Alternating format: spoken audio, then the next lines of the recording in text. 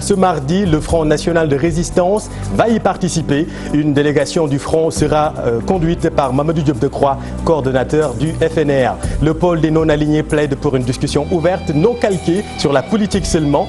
Ouverture du dialogue sans la désignation de la personnalité indépendante pour diriger le dialogue politique. Chacun y va de sa proposition. Nous ferons le point dans cette édition. Ousmane Mbeng risque 6 mois de prison ferme. Son avocat a plaidé la clémence. Mbeng sera fixé après-demain. Toujours dans le chapitre judiciaire, affaire des médicaments de Touba Belel. Une citation à comparaître sera envoyée à Mamadou Diallo. L'audience est encore envoyée jusqu'au 24 juin. Cinéma, le Sénégal brille à l'international malgré les faiblesses des moyens de production ici au pays. Coup de projecteur sur les difficultés du cinéma sénégalais à suivre dans ce journal. En sport, Coupe du Monde U20 Pologne 2019, compétition démarrée en fanfare par le Sénégal. Le sélectionneur des Lions, Youssoupha Dabo, veut prendre tous les points possibles dans ses matchs de poule et s'assurer la première place du groupe.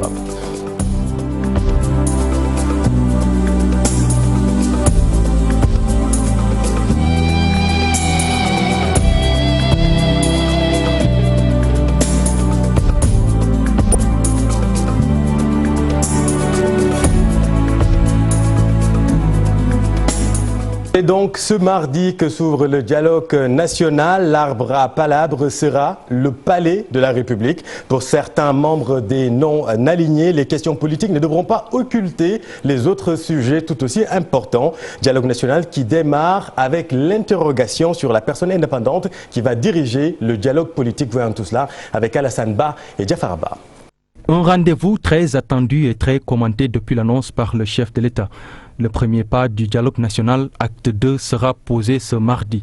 Mais les acteurs politiques avaient déjà pris les devants. Le dialogue politique ouvert, mais avec quelques blocages, diront certains. Le choix de la personnalité ou des personnalités devant diriger la commission cellulaire divise les acteurs. Pour Moundiaï Sissé, cela traduit le degré de méfiance entre les acteurs politiques. Le manque de confiance qu'il y a entre les acteurs politiques. Et cela doit nous amener à faire une introspection par rapport au jeu politique. En fait, la concertation n'est pas au point mort parce que nous avons tenu 2 réunions. Et à chacune de ces réunions, nous avons réglé un certain nombre de problèmes. Une rencontre est prévue le mercredi prochain. Il sera question de décliner l'identité de la personnalité choisie. Il faut que la personnalité ou les personnalités qui vont être proposées agréent l'opposition. Parce que c'est l'opposition qui est à la base de cette demande, qui a formulé cette demande de mise en place d'une commission indépendante. Ce que nous souhaitons simplement, c'est qu'il n'y ait pas de récusation, mais simplement que les gens se retrouvent et qu'ils discutent pour trouver, être tombés d'accord sur la personnalité indiquée. Bon, que ce soit une personnalité qui a été proposée par le pôle des non-alignés, une personnalité proposée par la société civile, une personnalité proposée par l'opposition, ça n'a aucune espèce d'importance. Le dialogue national, occasion d'aborder toutes les questions qui intéressent la nation. Nous pensons que si un format adéquat est défini, si un certain nombre de conditions pour l'efficacité sont réunies, il n'y a pas de doute que nous pourrions, à partir de cette concertation, avoir des consensus forts. Il y a une pluralité de préoccupations des Sénégalais qui ne pourrait se résumer au dialogue politique. Et je pense que la démarche qui est adoptée au niveau du dialogue politique devrait être adoptée au niveau des autres secteurs pour prendre en charge l'ensemble des préoccupations des Sénégalais. Et on se retrouve après pour faire le bilan, pour faire les conclusions et stabiliser des orientations pour la suite. Famara Ibrahima Sagna, pressenti pour diriger le dialogue national, le président Macky Sall s'est dit disposé à mettre en œuvre les consensus issus des concertations. Merci beaucoup Alassane. Et puis toujours à propos de ce dialogue national, la plénière du Front National de Résistance est réunie. Une délégation conduite par le coordonnateur Mamadou Diop Decroix. Il représentera le Front National de Résistance. Monsieur Famara Ibrahima Sagna est proposé comme président du dialogue. S'agissant des concertations sur le dialogue politique, le FRN a proposé dans le cadre de la mise en place de la commission cellulaire les personnalités suivantes. Général Mamadou Lamine Keïta, professeur Babacar Kanté, professeur Serine Diop, professeur Kader Boy et Mazi Ndiaye, communiqué du FRN, daté ce jour, signé le coordonnateur Mamadou Diop Decroix.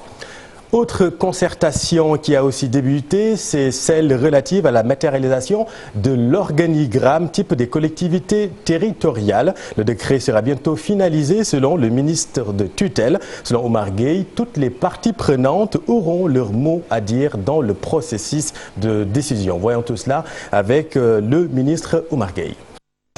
Il y avait donc ce besoin important de parachever la fonction publique locale. 9 décrets sont initiés, les 8 ont été signés et il reste le dernier décret très important, l'organigramme type des collectivités territoriales. Son Excellence M. Macky Sall, président de la République du Sénégal, nous a instruit de finaliser ce décret qui va être le parachèvement donc de l'organigramme type, le parachèvement de la fonction publique locale. Les syndicats des travailleurs des collectivités territoriales, les élus, les présidents de conseils départementaux, les maires ont hâte d'avoir ce décret pour pouvoir mettre en place justement cet organigramme type.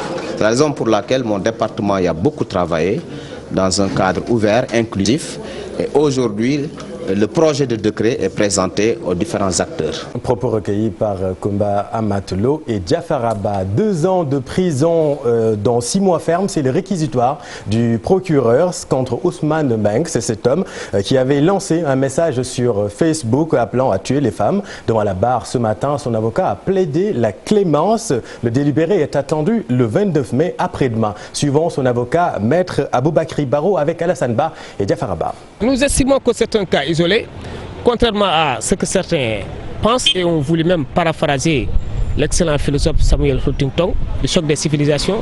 Ce n'est pas un choc de sexe, c'est un cas isolé, tout à fait isolé. Il s'agit de l'histoire d'un garçon, d'un pauvre garçon qui a eu à avoir des problèmes avec son épouse, à la suite de quoi il s'est fâché contre cette épouse, et dans un cadre purement comique, il a publié ce lien. Il ne l'a pas dit, lorsqu'il le disait, il n'était pas sérieux. Je pense qu'il n'y avait pas lié à poursuivre outre mesure.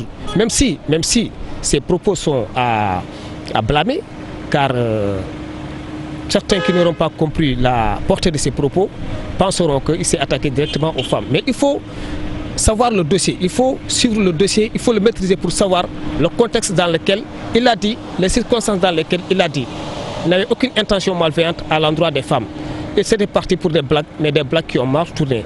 Ça lui a valu son arrestation et son jugement devant le tribunal de flagrant délit qui a mis l'affaire en délibéré pour le jugement être rendu le 29 mai, Inch'Allah. Le procès des faux médicaments de Touba Belel est encore renvoyé jusqu'au 24 juin cette fois-ci et c'est la demande des avocats. Les robes noires réclament la comparution de Mamadou Ouri Diallo, l'un des accusés qui avait bénéficié d'une grâce présidentielle. Eh bien, une citation va lui être envoyée. Voyons tout cela avec Cherante Diop et Saïla Tire.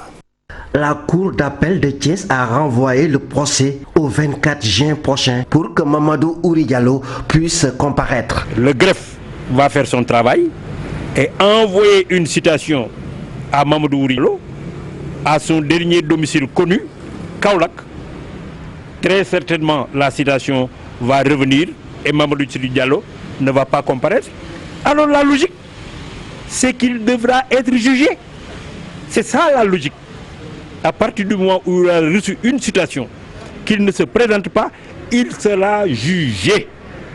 Donc, contrairement à ce qu'on peut penser, nous, on est satisfait de la tournure du dossier, pour l'instant. Une décision diversement appréciée par les avocats de l'ordre des pharmaciens, Maître Babou et Maître Hassimou Touré, avocat de Barasila. Il a des griefs nourris contre le jugement qui a été rendu par Diourbel. Et aujourd'hui, on s'attendait à être jugé. Et encore une fois, Barasila a relevé appel et n'a pas à demander une grâce.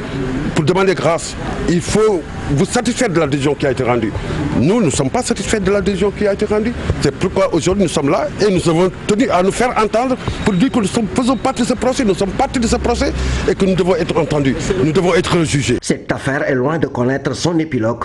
L'audience du 24 juin prochain nous édifiera un jugement que les pharmaciens attendent avec impatience. Merci beaucoup, cher Anta. Et puis justice toujours, 3 policiers et un agent de police de proximité devant le procureur de Diourbel.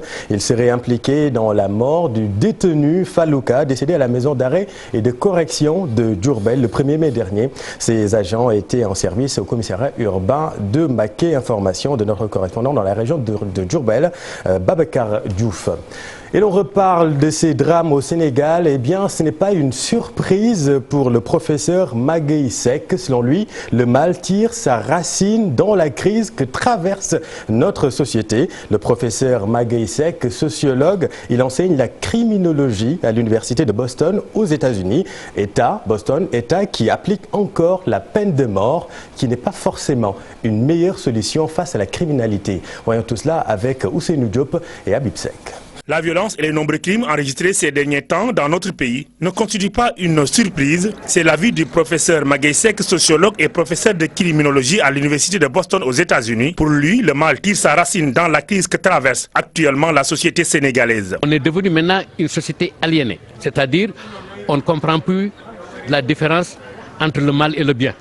Le professeur Seck n'est pas également de ceux qui plaident pour la restauration de la peine de mort. Pour lui, l'exemple des États-Unis doit nous édifier car dans ce pays, la criminalité a atteint son point culminant malgré l'existence de la peine de mort. La peine de mort ne peut pas être une solution. La peine de mort, il y a mieux que ça. Parce qu'on peut commencer à tuer, mais on ne va pas éliminer les tueries. On ne devait même pas commencer ce débat. Parce que vous voyez, les pays comme l'Amérique, en ce qui concerne la violence, l'Amérique, ce n'est pas un bon modèle. Parmi les solutions préconisées par le professeur Magueye Seck figure un retour aux valeurs et cela passe selon lui par un remodelage du système éducatif sénégalais. Les crimes, évidemment, on peut les réduire et de manière très significative si et seulement si on donne le nécessaire en termes de matériel et d'idées à l'éducation nationale. Ces propos du professeur Magueye Seck ont été tenus à l'occasion d'une conférence sur le thème Solidarité, Éducation et Développement organisée par l'association Saint-Louis Solidarité, conférence animée par l'imam Ratif Cheikh Tidiane Diallo qui a invité les Saint-Louisiens à revenir aux anciennes pratiques de leurs devanciers qui avaient en bandoulière la solidarité et l'entraide. Merci beaucoup Ousseynou. Et puis à moins de 2 semaines maintenant de la fête de Korité, le ministre du Commerce rassure les consommateurs. L'agence de régulation des marchés veille pour qu'il n'y ait pas de hausse de prix sur les denrées, encore moins une rupture de stock. Aminata Assomdiata est avec Aminata Maresso. À ce niveau, quand même, il y a déjà un travail en cours. Je crois que récemment, il y a de cela quelques jours, le directeur général de l'ARM est intervenu pour un peu revenir sur le niveau des stocks. Et pour le moment, nous ne notons aucune tension vraiment sur le marché. Le marché est correctement approvisionné, donc il n'y a pas de crainte à avoir à ce niveau. Voilà, le ministre du Commerce s'exprimait en marge d'une visite effectuée à l'ASEPEX, à la PME et au bureau de mise à niveau des entreprises. Madame le ministre a fait donc le point sur les réalisations, mais aussi sur les difficultés que traversent ces structures. Levée de bouclier contre l'installation de Auchan au à Kaolack. Cette fois-ci, l'ambassadeur itinérant Mohamed Ndiaye monte au créneau. Il dénonce le non-respect du décret présidentiel fixant la distance entre une grande surface et un marché central. Selon lui, si Auchan s'installe à Kaolack, eh bien, ce sont les commerçants qui vont fermer boutique tout simplement. Et voyons tout cela avec Ibrahima Diamé et Faligay. La polémique autour de l'installation de Auchan à Kaolack suscite toujours des commentaires et des interrogations. Après les membres de l'UNACOA Diapo, l'ambassadeur itinérant Mohamed Ndiaye Rahma entre dans la danse et exige le respect du décret présidentiel fixant la distance réglementaire entre un magasin de grande surface et un marché à 1000 mètres. C'est moi-même qui ai appelé Thiam Auchan pour lui dire qu'ils doivent tout faire pour respecter les exigences du décret en question. C'est ce que j'ai dit. Je ne suis pas le gouverneur, encore moins le maire de Kaolack. Je suis un homme d'affaires, donc tout ce qui touche aux intérêts des commerçants me concerne.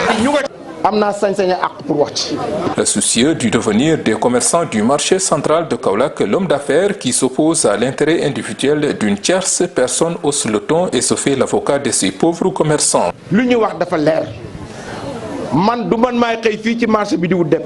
Disons est très clair, c'est pas nous qui travaillons au marché central, mais ceux qui y travaillent sont des nôtres. Donc, quoi que l'on puisse dire, on doit penser à eux et penser à sauvegarder leurs intérêts et non les laisser pâtir pour l'intérêt d'une tierce personne. Ça, c'est inadmissible.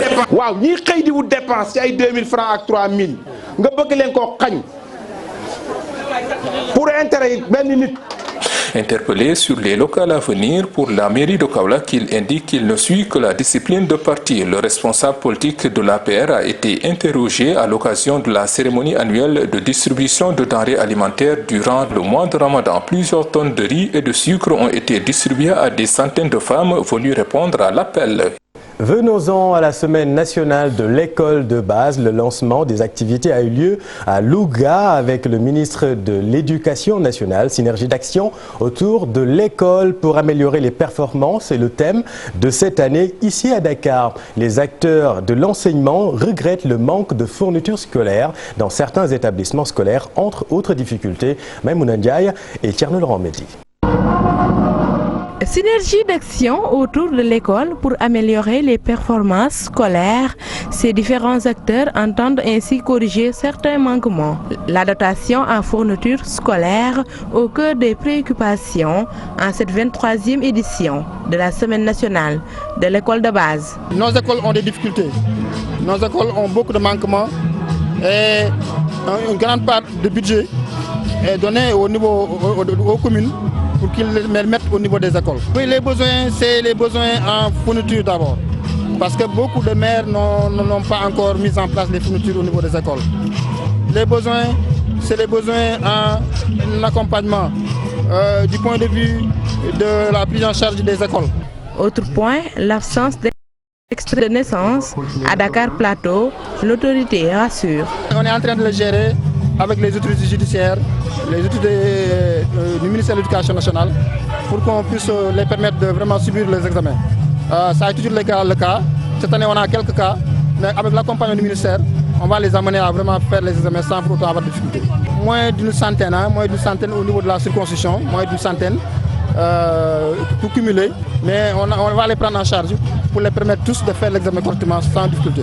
Dans cet établissement, par exemple, la réfection des bâtiments est l'œuvre de l'ancien international Chersek. Les collectivités locales sont appelées à suivre cette action qui fait aussi partie de leurs compétences. Revue annuelle de l'éducation à Sédhiou, le gouverneur Habib Léon Ndiaye plaide pour la rémunération des animateurs des classes préscolaires et communautaires, mais aussi une prime de motivation pour les enseignants dès qu'ils sont affectés dans les zones les plus reculées du pays. Habib Léon Ndiaye est avec notre correspondant Bakary Konté et Kali Yamé, notre correspondant dans la région de Sédhiou. Pour ce qui est des classes préscolaires communautaires, je pense que c'est un chantier assez important qui nous a valu beaucoup de satisfaction au niveau de la région de Sédhiou, mais nous avons constaté depuis quelque temps qu'il y a eu quand même des difficultés de ce point de vue.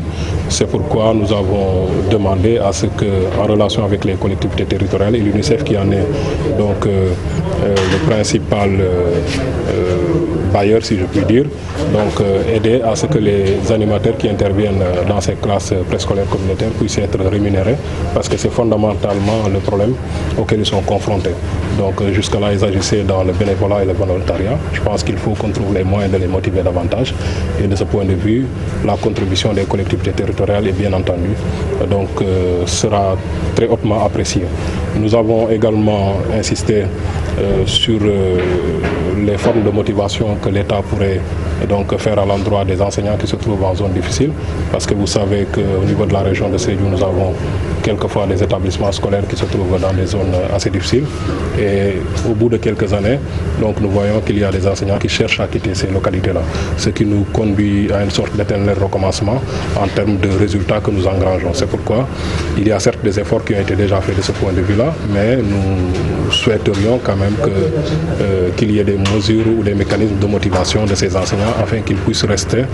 Et puis restons toujours dans le sud. Les parents d'élèves d'Oussouye en croisade contre les grossesses précoces. Phénomène récurrent dans ce département en Assemblée générale. À l'inspection de l'éducation et de la formation, ces parents d'élèves vont impliquer désormais les chefs coutumiers dans leur lutte. Doudou Mané est le président de l'association. Il est avec Boubacar Diassi et Lamine Mandjang.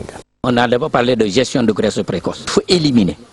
Mais pour éliminer, il faut la responsabilité de tout un chacun. Ici, il faut que les parents s'y mettent. Parce que quand on ne s'y met pas, on ne croit pas, on ne va pas réussir. C'est-à-dire que nous, parents, nous allons maintenant, avec la participation, on a ici la chance d'avoir ici des responsables, c'est-à-dire les religieux et surtout les rois qui sont là. Aussi, c'est la particularité. Quand vous allez vers les rois, ils sont là, ils peuvent vous aider à sensibiliser la population. Pour demander par exemple aux parents de veiller parce que quand une fille tombe en état, c'est sa carrière qui est complètement bouleversée. Elle ne s'appartient plus. Même vous, parents d'élèves, vous avez des difficultés. Pourquoi? Pour la gérer. Donc elle va faire combien d'années avant de revenir à l'école? C'est ce que nous voulons faire voir aux parents. Quand une fille, elle tombe en état, presque c'est les 2 tiers de sa carrière qui sont brisés. Ça pose problème. Là où il va réussir, il ne va pas réussir. Et ça, ce n'est pas normal. C'est ce que nous voulons lutter. C'est pourquoi nous avons dit maintenant, nous allons aller, en tout cas, faire des réunions et contacter les chefs coutumiers pour leur dire vraiment qu'on puisse voir comment nous allons maintenant, avec les populations, leur dire vraiment comment nous allons gérer ça. Pour qu'on ne parle pas, moi je ne parle pas de gestion de grossesse, mais d'élimination des grossesses. Parlons cinéma à présent. Atlantique de Mati Diop, grand prix du Festival de Cannes. Depuis quelques années, le cinéma sénégalais scintille sur la scène internationale. Mais le paradoxe, le 7e art perd de son éclat ici au Sénégal. Alors comment expliquer cette situation? Nous avons donné la parole aux acteurs du monde cinématographique. Aïssatou Paye et Modou Diop. J'ai porté le pays à 3 niveaux de compétition officielle. Ça veut dire qu'il y avait Taï, des étoiles de Diana Gay, une femme encore, et ensuite Félicité. Et cette année, cette édition, une jeune Khadijatou Sow. Bon, c'est marqué effectivement par plusieurs trophées, plusieurs récompenses. Atlantique, grand prix du jury, autre récompense. Honneur fait au 7e art sénégalais. Il brille, rayonne le cinéma de Sembène Ousmane et Djibril Diop Mambéty, hors de nos frontières. Paradoxalement, les salles de cinéma se font rarissimes. Un des acteurs constate et préconise. Les salles et que les télés, justement, ne s'impliquent pas trop dans les projets de grands films. Il faut interpeller et ces télés, interpeller des mécènes aussi, qui, pourquoi pas, qui pourraient s'investir dans ce cinéma qui est le leur, ce cinéma aujourd'hui qui se porte bien ailleurs. Le Sénégal gagne en visibilité, que de joie. Nous avons vibré, nos cœurs ont vibré, l'émotion a été forte.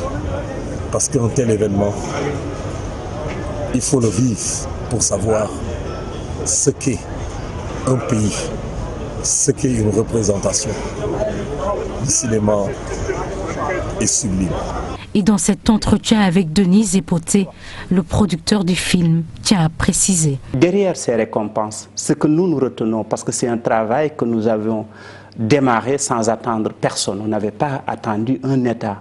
C'était une volonté, c'était un dynamisme que nous avions porté en croyant à nos propres modèles. Voilà ce que nous avions posé avant. Et une fois qu'on a eu ces trophées, c'est là où le chef de l'État a décidé d'accompagner le 7e art sénégalais. 1973, Tokibuki remporte le prix de la critique internationale du Festival de Cannes. En 1992, Yen encore de Djibril Diop Mambéty en compétition pour la Palme d'Or. En 2012, La pirogue de Moussa Touré sélectionnée en compétition dans Un certain regard au Festival de Cannes. Merci beaucoup Aïssatou. Baissé de rideau du Festival Salam à l'heure du bilan, l'initiateur du programme affiche toute sa satisfaction. Selon lui, c'est grâce à la foi et la persévérance qu'il a pu mettre en place le festival afin de permettre à ces jeunes de s'exprimer. Youssou Ndour est avec Aïssatou Paye. ndax lii biñ ko yëkkatee dafa am ñu bare ñu ko doon ŋàññ. Ce projet qu'est le Festival Salam, beaucoup de personnes n'y croyaient pas. Il y a eu même des détracteurs. Mais ce projet, nous y avons cru fortement et quand on a foi en quelque chose, tôt ou tard, on récolte ce qu'on a semé. Le festival tient la route, voyez le nombre de participants et tout ce qu'il draine comme monde et comme artistes. Il existe aussi un volet économique, ils sont tous rémunérés. C'est le principe du festival. Je pense que tout est clair. Nous cherchons tous la paix dans nos familles, dans nos cœurs et dans nos pays. C'est pourquoi je l'ai dénommé Festival Salam. Nous sommes artistes qui festival durant le festival participer dafa am volet économique. Yatal Mbirum Al-Quran, un concours pour consolider l'écriture du Saint-Coran. La particularité de ce concours exige une maîtrise claire et intégrale de la calligraphie du Saint-Coran, sans oublier la reconnaissance relative aux normes du concours. La deuxième édition avait pour cadre le Grand Théâtre de Dakar. Voyons tout cela avec Ibou Diouf et Thierno Laurent Mendy. Une initiative pour rendre visible et crédible l'activité d'écriture des Saint-Coran, et ce à travers les milieux éducatifs et sociaux du Sénégal. Yatal Mbindoul Al-Quran pour encourager les apprenants à pratiquer l'écriture pour le maintien de cet art qui a tendance à disparaître. Al-Quranul Karim, Sénégal. En matière d'écriture et de lecture du Coran, le Sénégal a toujours été un pays exemplaire. Mais depuis un certain moment, on a constaté que la calligraphie n'était plus appliquée comme avant. La particularité de ce concours exige une maîtrise parfaite et intégrale de la calligraphie du Saint-Coran et une connaissance relative aux normes recommandées. Les critères de sélection sont simples. Il faut juste écrire un robot. Un quart de hizib, c'est un robot. Si vous connaissez un hizib pour le Coran, un quart de hizib, c'est un robot. Ça représente pratiquement 13 lignes. Tu écris 13 lignes et tu envoies la copie. Mais après ça, pour cette année, on a incorporé une autre étape. De par son contenu et ses critères, ce concept initié par des acteurs qui s'engagent pour le développement de cette discipline est confié à des personnes aussi reconnues dans le domaine de l'enseignement coranique qui composent le comité installé depuis octobre 2017. Je remercie le bon Dieu de m'avoir permis de remporter ce concours. J'encourage tous les concurrents qui n'ont pas démérité. La commission scientifique a ainsi élaboré les chartes relatives à la candidature, la présélection, les notations et la sélection définitive, Yatal Mbindoul Al-Quran, pour encourager les jeunes à s'intéresser davantage à la calligraphie du Saint-Coran.